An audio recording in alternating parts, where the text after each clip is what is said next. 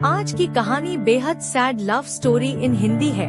Nancy का प्यार अधूरा क्यों रह जाता है, आज इस sad love story in Hindi में पढ़ेंगे। तो आइए साथ में पढ़ते हैं ये sad love story in Hindi. आखिर क्यों नैन्सी का प्यार अधूरा रह गया। Sad love story in Hindi. Nancy बड़ी खुशमिजाज किस्म की लड़की थी, हमेशा हंसती खिलखिलाती रहती थी। नैन्सी के पिता सुरेश पुलिस में एक हवलदार की नौकरी करते थे और बड़े भाई नितिन सरकारी टीचर थे। काफी पढ़ी लिखी फैमिली से थी नैन्सी। नैन्सी घर में सबसे छोटी थी और सबकी लाडली भी, इसलिए शुरुआत से ही उसकी सारी ख्वाहिशें पूरी होती आई थी।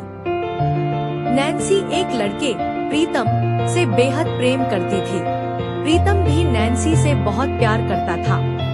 एक दिन नैन्सी और प्रीतम मिले तो प्रीतम ने नैन्सी से बातों ही बातों में पूछा, हमारी शादी कैसे होगी। तो नैन्सी ने हंसते हुए जवाब देकर कहा, क्यों, क्या प्रॉब्लम आएगी अपनी शादी में। नैन्सी को ये लगता था कि शादी आसानी से हो जाएगी।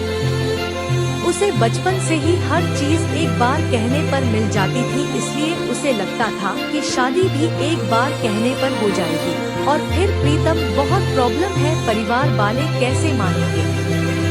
नैन्सी, क्यों, क्या बुराई है मुझमें। प्रीतम, मैं अपने घर की नहीं तुम्हारे घर की बात कर रहा।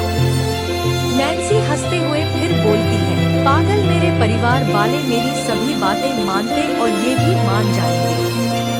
दोनों खुश हो जाते हैं और इस बात को ज्यादा सीरियस नहीं लेते। और फिर जब नैन्सी प्रीतम की बाइक पर बैठ कर आ रही थी तो नैन्सी के भाई के किसी दोस्त ने नैन्सी को देख लिया और नैन्सी के भाई नितिन को सब कुछ बता दिया।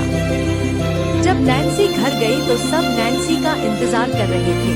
नैन्सी की भाभी अपने पति नितिन से बार बार कह रही थी कि ज्यादा मत डांटना।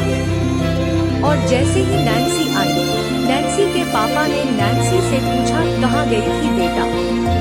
और दूसरी तरफ से नितिन बोला, सच बताना, झूठ नहीं। तो नैन्सी समझ गई कि इन्हें शायद पता चल गया, इसलिए नैन्सी ने सच बताते हुए बोला, पापा, भैया मैं प्रीतम से मिलने गई थी। भैया गुस्से में नैन्सी से कहते हैं, कौन है ये प्रीतम। नैन्सी, भैया गुस्सा क्यों कर रहे। पीछे से नैन्सी की भाभी विमला देवी आई और कहने लगी, चलो मेरे साथ कमरे में। और फिर विमला अपने पति को इशारा करते हुए नैन्सी को अपने कमरे में ले गई। उसके बाद नैन्सी से शांति से पूछा, ये प्रीतम कौन है। नैन्सी मुंह लटकाए बैठी थी। विमला दोबारा पूछती है, बताओ कौन है प्रीतम। नैन्सी रोते हुए कहती है, पहले आप बताओ, भैया ने चिल्लाया क्यों मुझ पर। भाभी, अरे भैया ने फिक्र होती हुई किसी अनजान के साथ घूम रही थी इसलिए। नैन्सी, पहले तो कभी नहीं चिल्लाई। नैन्सी को अभी भी ये लग रहा था कि प्यार शादी छोटी सी बात है। विमला, तो कौन है ये प्रीतम, बता क्यों नहीं। नैन्सी कुछ देर चुप रहती है। उसके बाद विमला दोबारा पूछती है तो नैन्सी जवाब देती है और कहती है, प्यार करते प्रीतम से और शादी करना चाहते। नैन्सी की भाभी इतना सुनकर बाहर चली गई। बाहर जाकर अपने पति नितिन को बुलाया और उसे बताया और कहा, नैन्सी प्रेम करती है उस लड़के से और शादी करने की कह रही है। ये सुनकर नितिन बाहर से ही नैन्सी को डांटते हुए कहता है, नहीं हो सकता ये, और आज के बाद उससे मिलने गई तो बहुत पिटाई होगी तुम्हारी। नैन्सी डर जाती है और अब उसे समझ आता है कि शादी हंसी खेल नहीं है और जैसा वो सोचती थी वैसा होना बहुत मुश्किल है। उसके बाद नैन्सी प्रीतम को मैसेज करती है, घर पर कोई नहीं मान रहा शादी के लिए, क्या करे। प्रीतम चौंक जाता है और कहता है, तुमने बता दिया क्या घर पर। नैन्सी, हाँ, उन्होंने पूछा तो बता दिया। प्रीतम, पागल हो तुम बिल्कुल से। उसके बाद नैन्सी अपनी भाभी से पूछती है और कहती है, क्यों नहीं मान रहे भैया, क्या प्रॉब्लम है।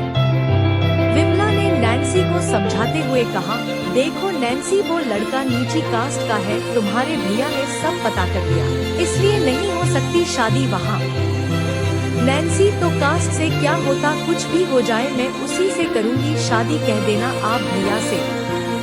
और फिर नैन्सी के पिता और भाई दोनों नैन्सी के लिए लड़का देखता है और नैन्सी को बिना दिखाए ही शादी फिक्स कर देते हैं और इस बात की कोई नैन्सी को भनक तक नहीं पड़ने देता है। और फिर एक दिन घर की सजावट होती है और फिर नैन्सी अपनी भाभी के पास जाकर पूछती है, ये घर को सजा क्यों रहे हैं? भाभी खुश होकर कहती है, क्योंकि कल तुम्हारी सगाई है।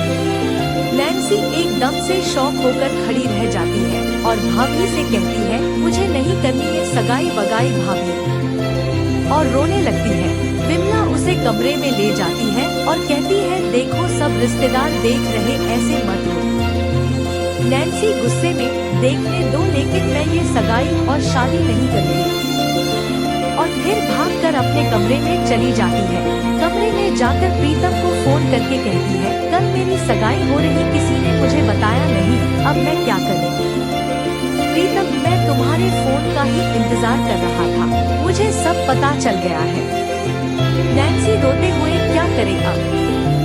प्रीतम धीमे आवाज में कहता है, देखो अब एक ही रास्ता है, भाग चलो। नैन्सी घबराते हुए कहती है, कैसे? प्रीतम, आज रात को मैं तुम्हारे घर के पास बारी गली में मिलूंगा, तुम अपना सामान लेकर आ जाना। नैन्सी को भी यही सही लगता है और नैन्सी हाँ कह देती है। शाम को नैन्सी अपने कमरे सामान पैक कर देती है और रात को 12 बजे के बाद प्रीतम को फोन करती है। प्रीतम गली में खड़ा अपने एक दोस्त के साथ नैन्सी का इंतजार कर रहा था।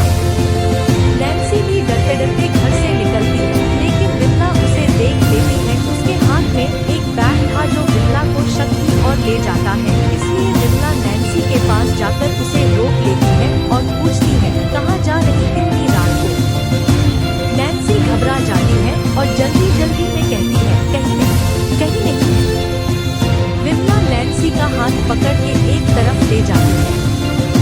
नैन्सी को अपने गहने उतार कर देती है और कहती है, अपने साथ ले जाओ, काम आएंगे। और कहती है, और सुनो, तुम अपने साथ अपने भाई पिता सबकी इज्जत लेकर जा रही हो।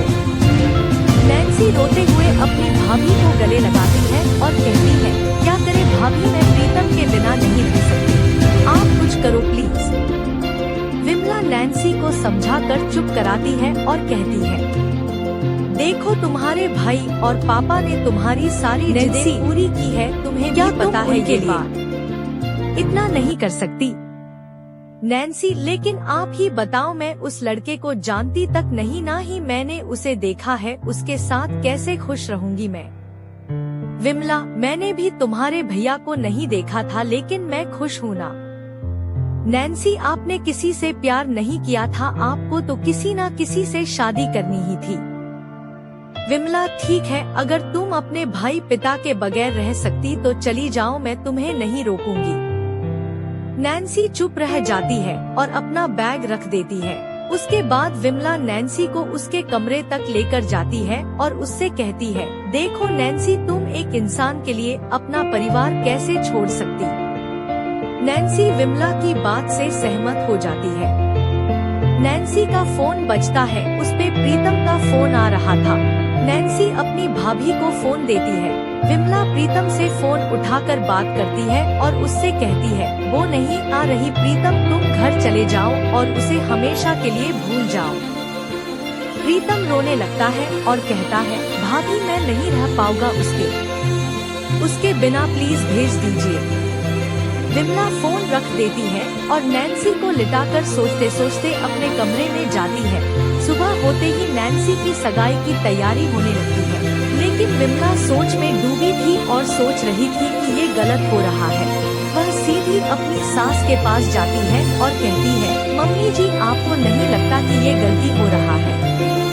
मम्मी जी, क्या करे, बहू अपनी नहीं चलेगी इस घर में। और विमला चुप रह जाती है।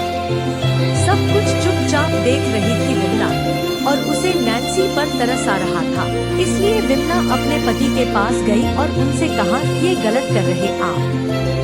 नितिन, क्या? विमला, उसकी शादी जबरदस्ती मत करवाओ, वो खुश नहीं रह पाएगी। नितिन गुस्से में विमला को थप्पड़ मारता है और कहता है, अब तू बताएगी क्या सही है और क्या गलत। नैन्सी ये सब सब बाहर से देख लेती है। रात के 8 बज गए थे और नैन्सी तैयार अपने कमरे में बैठी थी। विमला उसे बुलाने गई तो नैन्सी ने विमला को गले लगाया और कहा, आप परेशान मत होना भाभी, मैं खुश हूँ। इतना कहते ही नैन्सी चुप रह जाती है और विमला के गले से लगकर सबको हमेशा के लिए छोड़कर चली जाती है। विमला चिल्लाती है और जोर जोर से रोने लगती है। सभी भागकर नैन्सी के कमरे में जाते हैं और देखते हैं कि नैन्सी विमला की गोद में लेटी है और सबको छोड़कर जा चुकी है। कोई कुछ बोलने लायक नहीं बचा था, सब शांत से हो गए थे।